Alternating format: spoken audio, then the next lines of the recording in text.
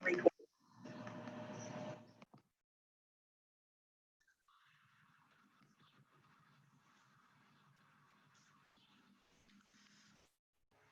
and welcome for joining us today. My name is Magdalena Ponurska. I am the Director of Operations at the Montessori School Rochester in Rochester Hills, Michigan, and the co-founder of the Global Montessori Network. Today, I have the privilege of talking to you about what it takes to lead. What are the key components of a successful leader? Before becoming part of the Montessori community, I spent 15 years working in the corporate world. Part of it was, part of my corporate journey was working in the space of human resources and having an opportunity to be an executive and leadership coach. Working with leaders from different backgrounds, different industries and different cultures, I do hear often the question of, do I have what it takes to lead? So today, we will take a look at what are the components of successful leadership. There's a leader within each one of us, regardless of what role or position we are. Every day, we get an opportunity to lead. The current circumstances requires us to lead with our hearts, compassion, and kindness. Let's take a look and explore what it takes to lead. If you have a pen and paper by your side, you can jot down self-reflections on the key components of what it takes to lead, and note the ones that you see an opportunity for yourself to work on, and maybe even for your employees. I will be using and drawing on Daniel Goleman's book, Emotional Intelligence, and his years and years of research. His findings will help you recognize emotional intelligence in yourself and in your employees, and assess people's leadership potential. And that definitely comes very handy in your school. Great leaders come in all shapes and sizes. Some are reserved and analytical, while others shout their messages from the mountaintops. Different situations call for different styles, but the best leaders all have a high degree of emotional intelligence. This is the ability to monitor your feelings and those of others, and to use that information to guide your thinking and your behavior.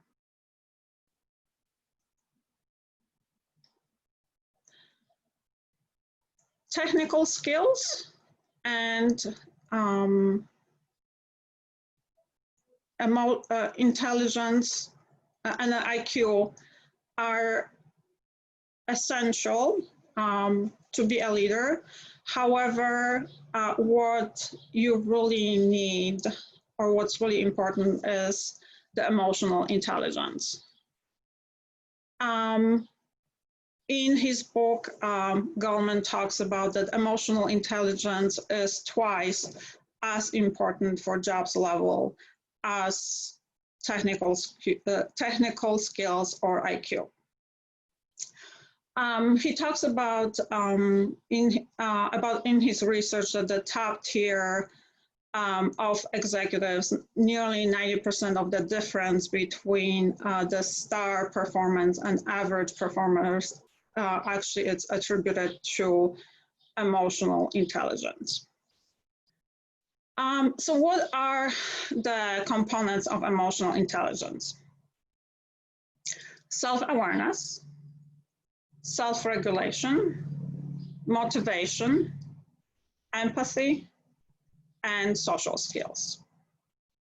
We'll take a look at each one of them, and you can look for yourself and recognize those qualities in yourself and in your employees, and see how they make you more effective as a leader. So let's talk about self-awareness. The first component of self-awareness is making sure that you understand yourself and what effect you have on others. It shows up mainly as knowledge of your strengths and knowledge of your weaknesses.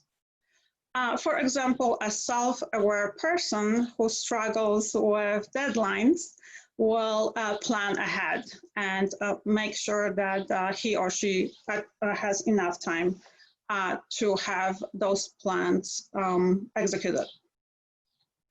Self-aware employee actually welcomes feedback. Another sign of depreciation is sense of humor, and that comes in very handy in situations where are sometimes during difficult conversation. That is something that's really really useful. Confidence, you see that in people who are able to admit the failure easily and with a smile. You actually may notice it when asking a job candidate to describe a past mistakes. A third sign of self-awareness is actually confidence. So self-aware people know their abilities and play to their strengths. They don't overreach and aren't afraid to ask for help.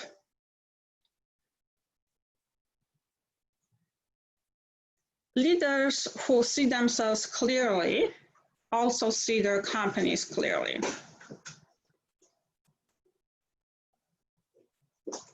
But it's easy to overlook self-awareness when sizing up potential leaders. You might assume that someone who admits to shortcomings isn't tough enough to lead. In fact, the opposite is true. People generally admire candor, and leaders must constantly judge capabilities in themselves and others. Do we have the expertise for this? Can we offer this product? Are we able to support it? Here's an example from a guide, a teacher, Julie, she showed self-awareness. She was very skeptical about switching to online learning platform in the beginning. But then she realized that her skepticism was fueled by disappointment. She hadn't been asked to lead the project, so she was disappointed.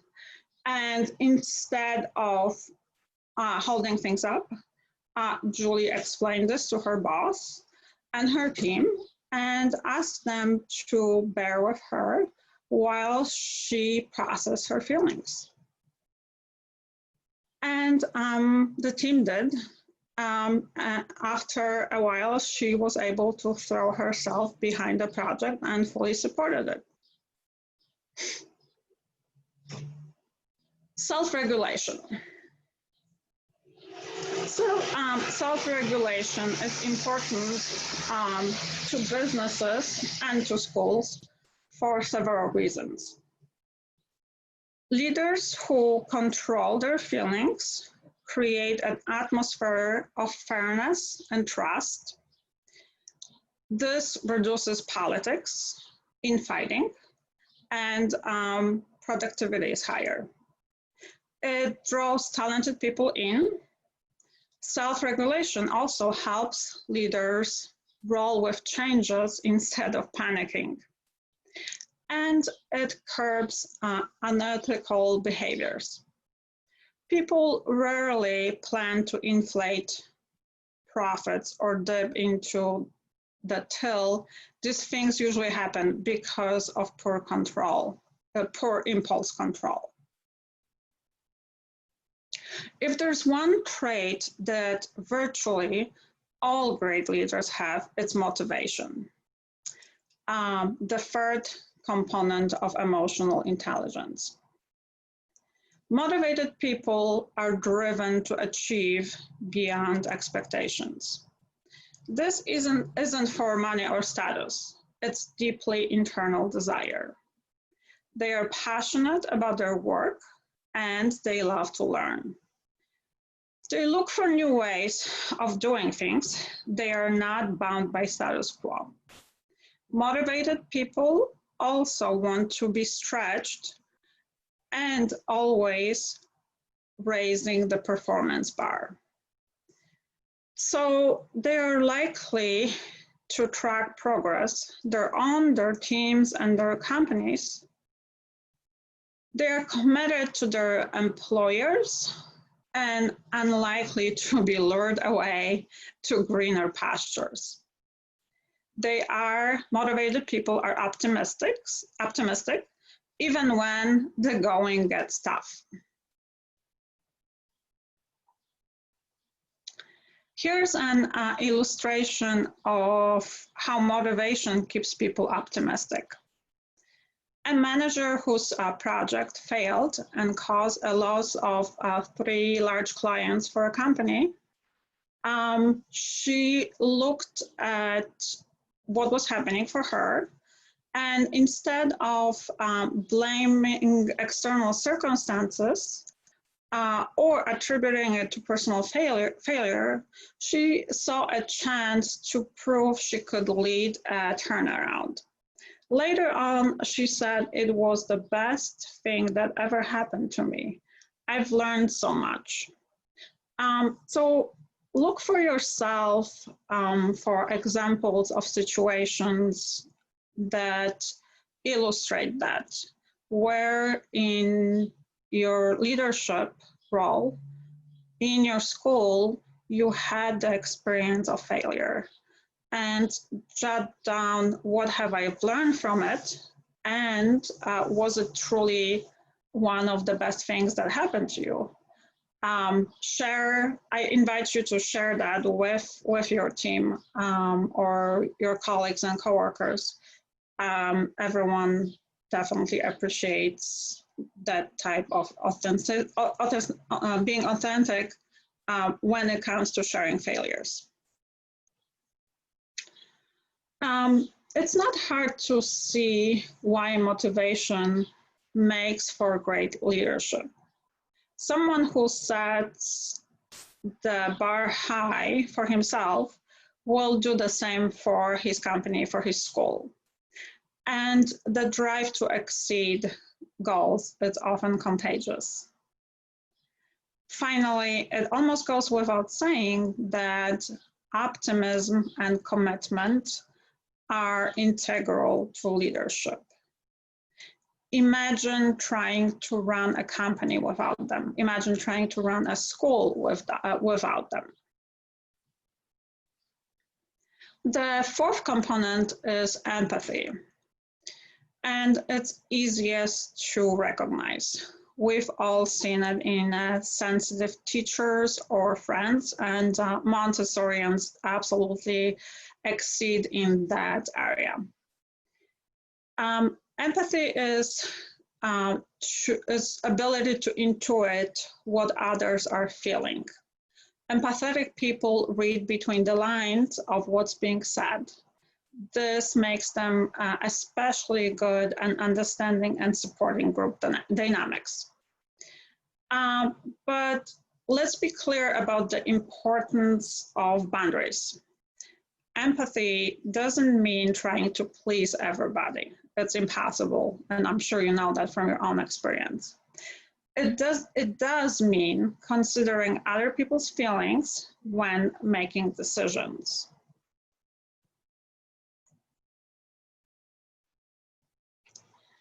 Empathy is more crucial now than ever before.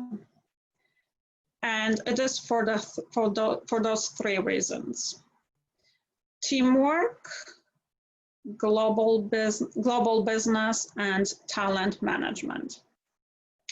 Teamwork, because a lot of interactions are happening in teams. There's a rapid pace of globalization, and there is a growing need to attract and retain talent. Let's look at each one of them. Teams. Teams are always bubbling with emotions. A leader has to make sense of all these emotions, and that's not always easy. There are always challenges when it comes to interpreting and reading what is happening within my team, and how do I manage it? How do I manage deadlines, and how do I deal with tension? One way is that's just an example of dealing with it, is holding one-on-one sessions, asking members of the team what is frustrating them, and then encouraging people and encouraging the group to share their frustration in a constructive manner with the group.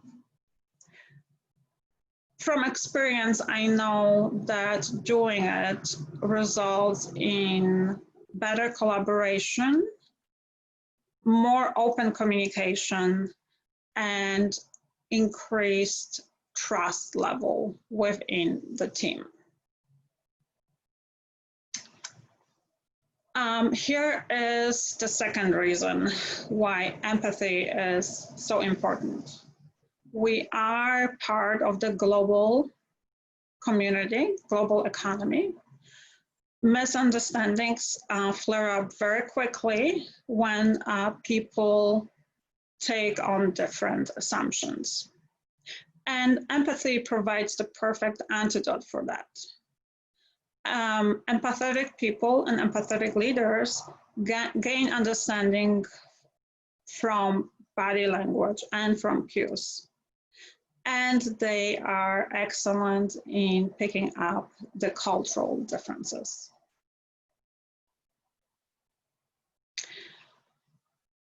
I'm sure that each one of you have had similar experience where you were interacting with different cultures.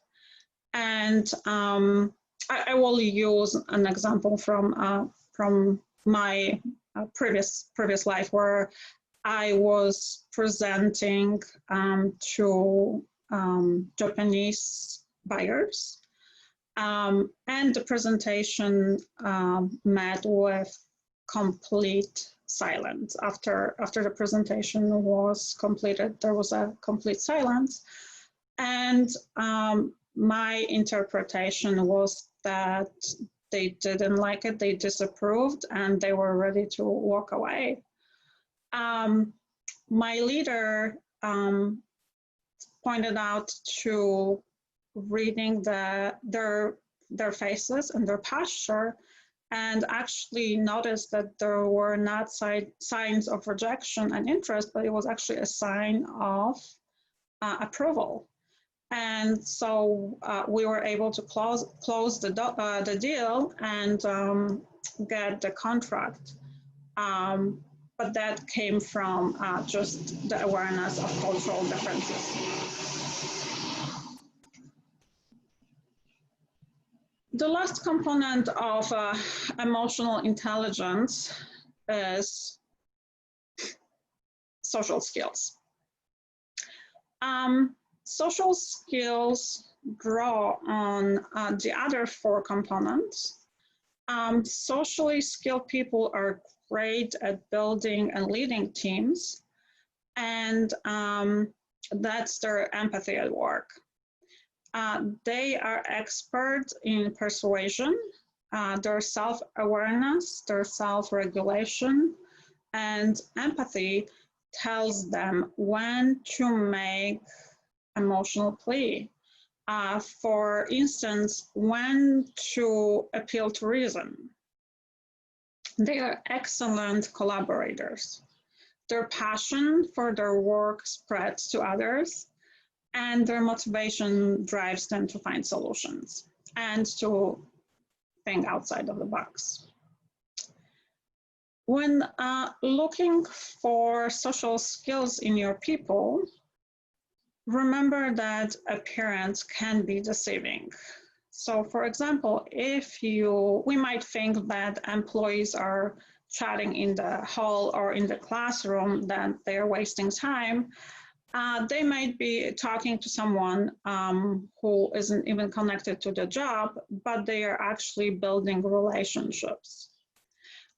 Socially skilled people don't limit their relationship. They know they might need help tomorrow from someone that they just met, and they are really good at networking and building those relationships. Social skill is widely recognized as a business asset. People know that a leader needs to manage relationships effectively. She cannot do everything on her own. So delegate. Delegating, it's really big. It can be difficult, but it makes all the difference in the world. Social skills let leaders and other people use their components of emotional intelligence. For example, someone who cannot communicate empathy or motivate might as well not have all those qualities. But those qualities can be learned. Emotional intelligence can be learned. As we've seen, emotional intelligence it's very complex. Those 5 distinct dimensions: self-awareness, self-regulation, motivation, empathy, and social skills come into the play and are integral parts of emotional intelligence. You probably know people who are strong in some of these areas, but lack in others. Hence the question, is emotional intelligence a fixed quality, or can it be learned? And like I said, fortunately, science reveals a strong component that emotional intelligence can be learned. So let's look at the case from the Goldman's research. An executive, let's call him Ed, was dismayed to realize that his employees were terrified of him to the point where they would not give him any bad news. So he made an effort to change his behavior. First, he traveled to a country where he didn't speak the language. While there, he monitored his openness to people different from him. Then he came back to his office and had a coach. The coach was shadowing him and critiquing his interactions. He practiced hearing ideas that were different from his own. He had himself videotaped in meetings and asked employees for feedback about his responses to others. After several months, Ed's emotional intelligence was higher, and this reflected on his overall performance. Again, that's something that we can all learn, and we can take it on There's many different ways you can do it. You can ask for feedback from your employees. You can ask for feedback from your colleagues. You can always videotape yourself and listen to yourself and watch yourself, especially your body language. It does take enormous amount of work and commitment to cultivate emotional intelligence.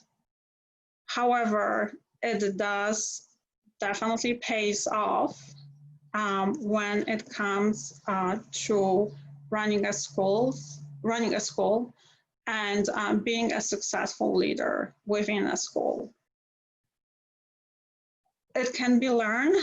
It is not nice to have. It is need to have, especially for today. In today's business, as business leaders, it's a quality that we all have to have, and that's what makes us a star performers, and that's what makes all the difference for our schools. I left only 3 minutes for questions, so I'm going to open it for any questions or comments.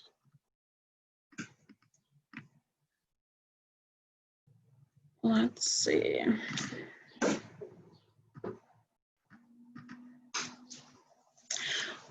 Today's session is the last one in the 6-part series of the micro webinars that we did on leading by example. We created already another one that will start advertising very, very soon. It will be happening on Tuesdays at 8 p.m. Eastern time. So stay tuned for that series. It will be addressing the most pressing questions and issues that are happening out there in the world, and how it relates to Montessori and how it relates to our schools. Since there are no questions, thank you so much for joining us. The session is recorded. It will be posted on our website within 24 hours. And we look forward to seeing you next Tuesday if you choose to join us. Thank you.